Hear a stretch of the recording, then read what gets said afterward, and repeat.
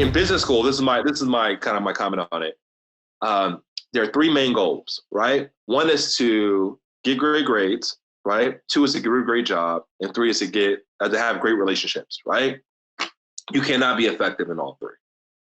Maybe there are some unicorns in the world that exist. I know one or two that exist, but like something has to give, especially at a school like Darden, like you're just like overwhelmed by the work, right? Yeah. So for me, I'm like, well, geez, man, like I already had great grades. Like, I graduated 3.8 a week after I turned 20, literally a week after I turned 20, right? And it's just like, I did double major. Like I already had accolades. Like I'm going to study hard enough.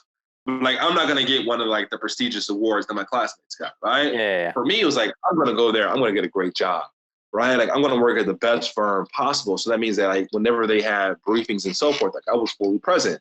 The follow-up requirements were like, it was cumbersome as well. And the last part is like developing great relationships. I think you can do like two of the three really well. Yeah. So I was like, the job was the first, plenty of strong relationships. I wish I'd have done a better job of that, even looking back, especially with a lot of my classmates that were international students, right? Because like there's just like, they were kind of in their own silo too, right? And it's like there's just so much to learn from them. Like they're eager to be mixed in, and like I couldn't have done a better job and learned a lot from them. But nonetheless, I definitely created some great relationships. And the third was like grades. Like I passed, I graduated, got a degree, it's on the wall.